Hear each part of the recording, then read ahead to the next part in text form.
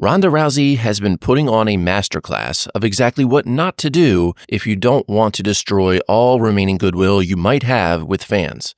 And let me just be clear right out of the gate. When I say lousy Ronda Rousey, I'm referring to her attitude and this recent excuse tour that she's gone on. I'm not at all referring to her abilities as an athlete or her accomplishments in the UFC, all of which are very stellar.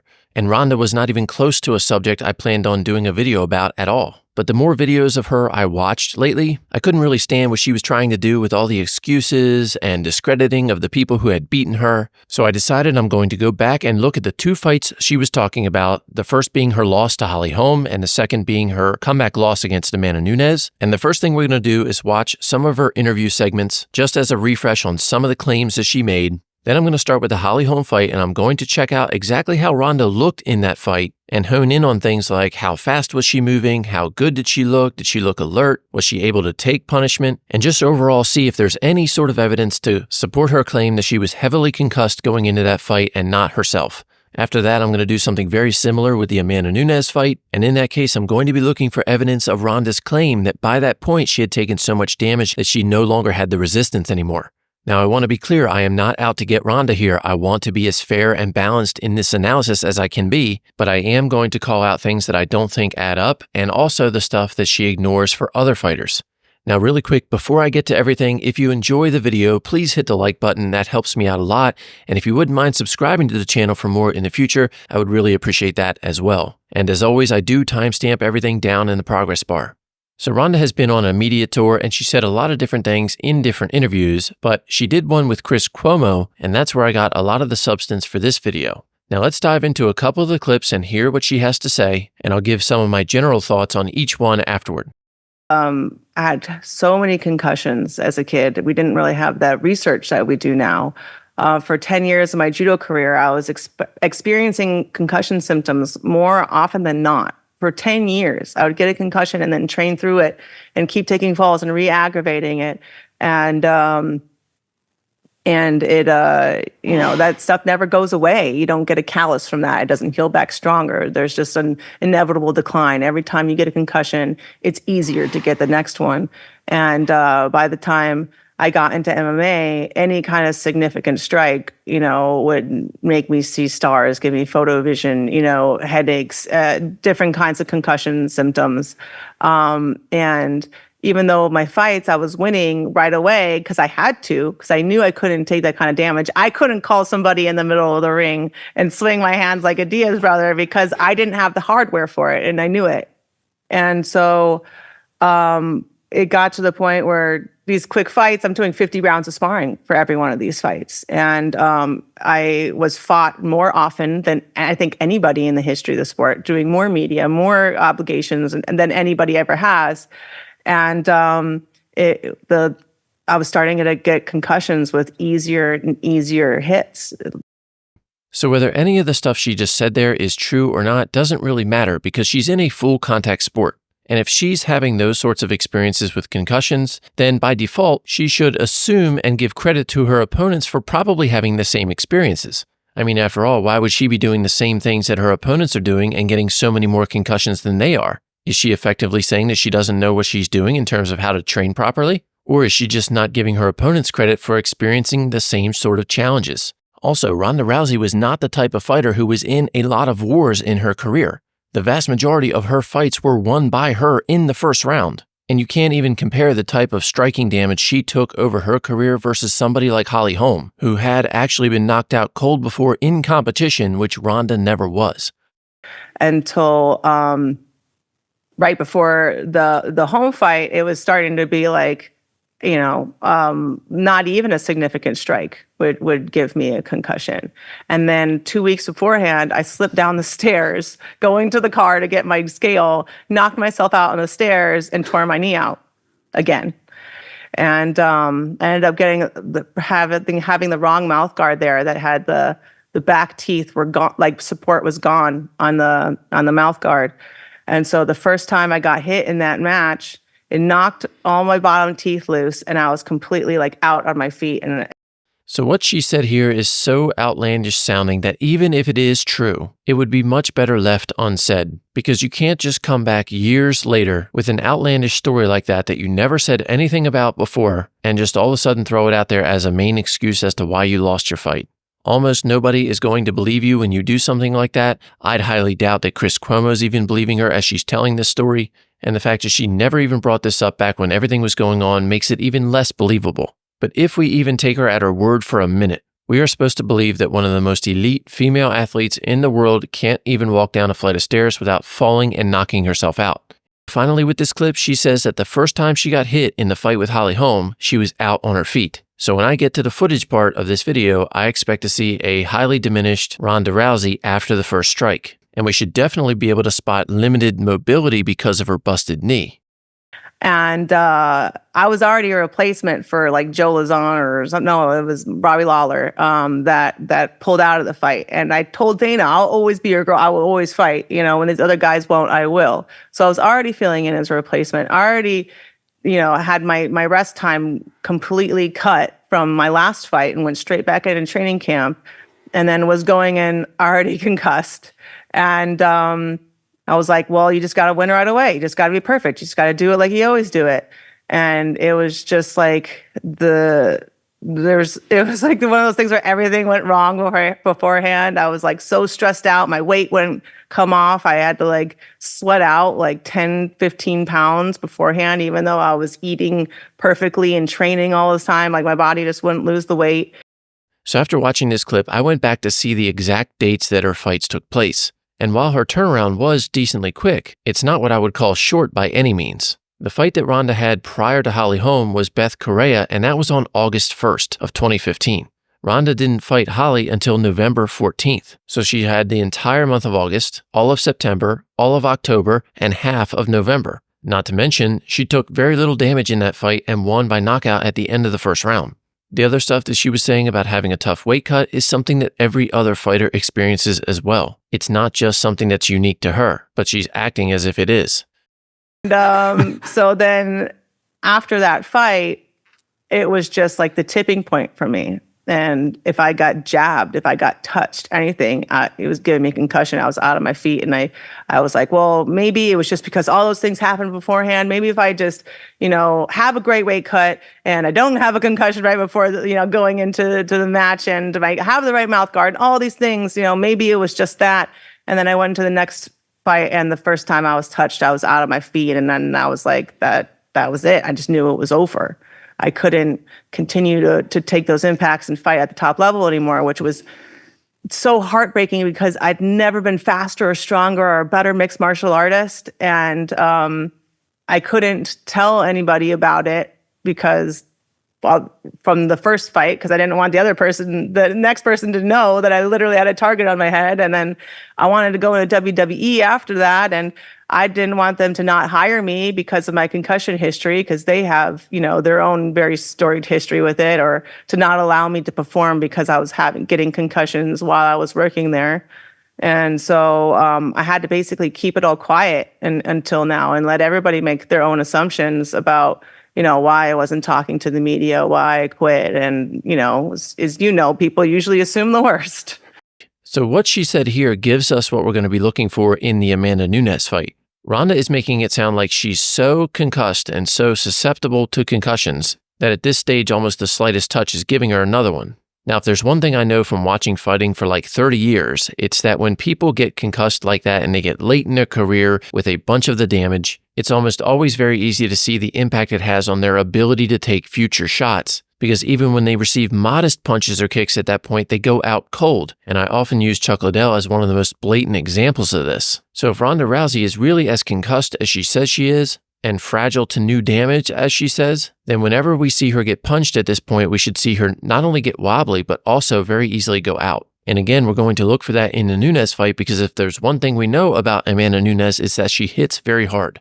Also, what she said here is very contradictory to her concern about her own health. Because on one hand, she was saying that she was so worried about her concussions and her health, and yet on the other hand, she was perfectly happy to not tell anybody about this so that she could continue to get concussed and then move over to the WWE, where she admits herself that concussions are highly common.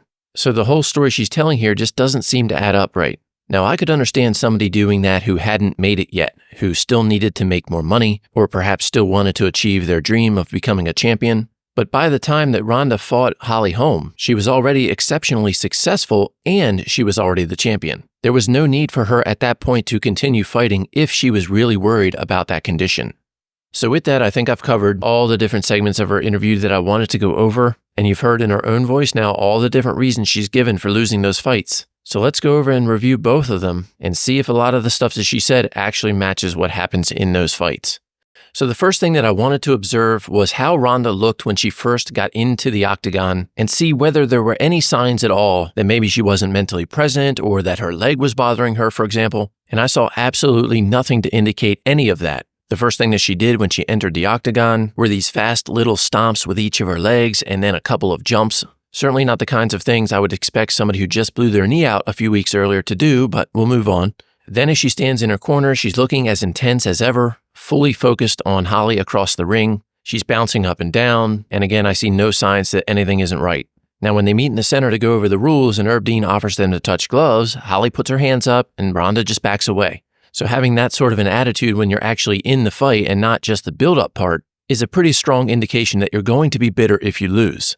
Now, right at about 4:33 of the first round is the first significant strike that Holly landed on Ronda. And if you remember back to what Ronda said, she said the first time she got hit in the fight, it dislodged her lower teeth and pretty much had her out on her feet. Now, the reality of watching that moment is I find it very unlikely that that strike would have done that to her teeth, and it had absolutely no effect on Ronda's demeanor, the way she looked, or her speed, and she's not even close to looking like she's out on her feet. From there, it's not until about 4:07 of the first round until Holly lands another shot on Ronda.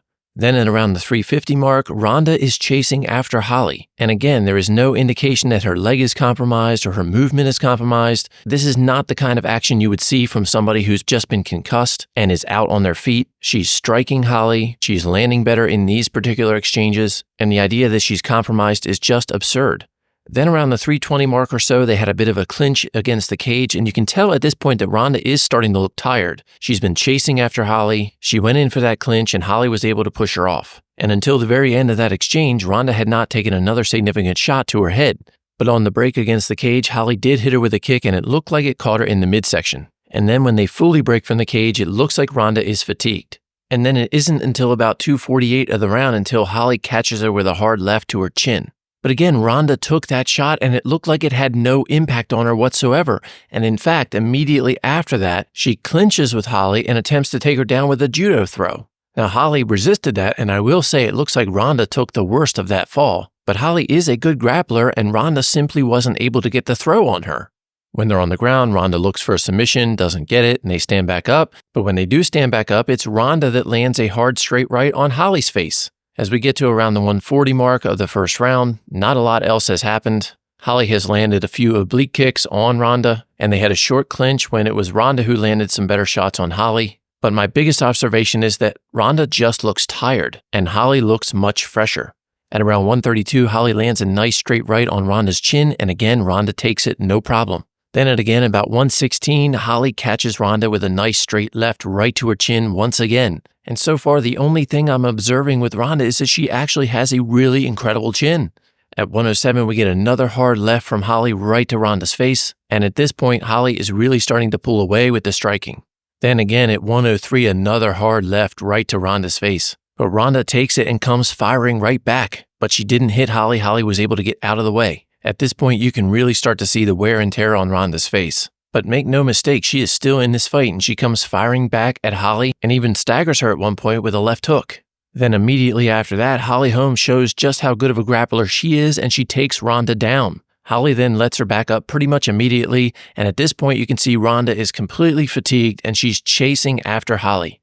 Then with about 20 seconds left in the first round, they get into a clinch in the center of the octagon, each trading a couple of knees. So after that, we end the round with Ronda hitting Holly with a left hook right at the buzzer. Now, my observation after that round is that Holly was simply better. Ronda had absolutely no problem taking everything that Holly threw at her, but she wasn't able to give much back. And in the process of trying, she wore herself out and she was fatigued. And you could tell by her actions at the end, she was just getting frustrated and chasing. What I saw there had absolutely nothing to do with any sort of diminishment. any sort of prior injury coming in. When you watch that round objectively, that all just sounds like such nonsense. Then as we start round 2, it looks a lot like a continuation of the end of round 1. Ronda's coming out looking exhausted, and Holly is just pinpoint accurate, hitting her chin over and over. Now, because this video is about observing Ronda, I need to point out that Ronda looks perfectly fine. She's just getting beaten up. She's taking all of the shots without problem. Yes, she's definitely getting frustrated, and you can see that with her behavior, but she's still moving fine, she's still reacting fine, all outside of just being fatigued.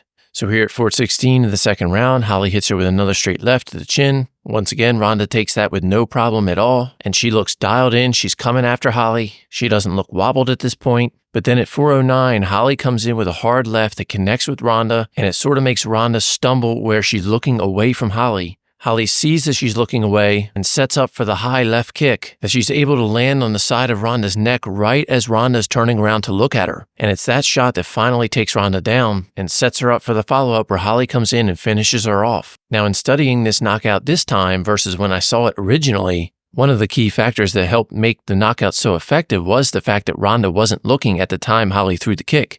And the sad reality for Ronda in the aftermath of that fight is the fact she had absolutely nothing to be ashamed of with her performance. She tried to beat a striker at a striker's game, and she came up short with it. She could have and should have been very proud of how well her chin actually held up in that fight, because she took some significant hits and she stayed standing and kept coming forward. And that's not at all the stuff that a person who is highly concussed would be able to do. All right, now let's take a look at the Amanda Nunes fight. Again, the goal here is going to be to observe Ronda's focus, her reaction time, her speed, and her ability to take damage.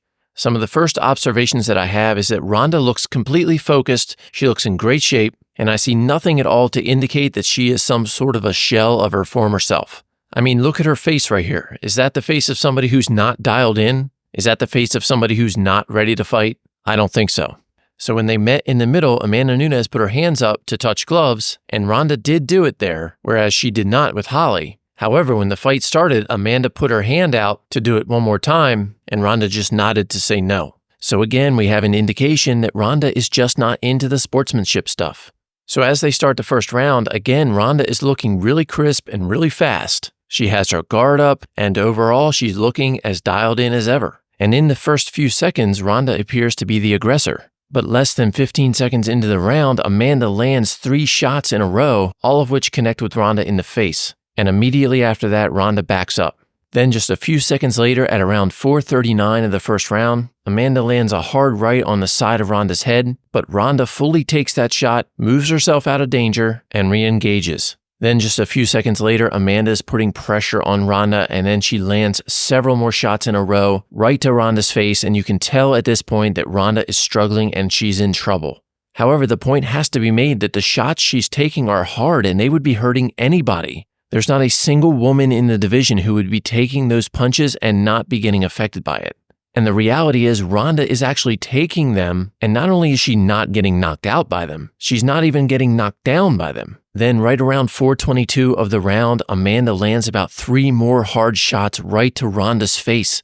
Now these are the kinds of shots that would put some people down, but Ronda ate all of them and stayed standing. Now she's obviously in trouble, and it's beyond clear the fight is not going in her direction, but she has not been knocked down. She's been able to take all of these shots from Amanda so far, and she's still fighting back. Then by about the 4:13 mark of the round, Amanda has landed another 5 or 6 hard shots to Ronda's face, put Ronda against the fence where she was clearly wobbled and in trouble, and Herb Dean stepped in to end it.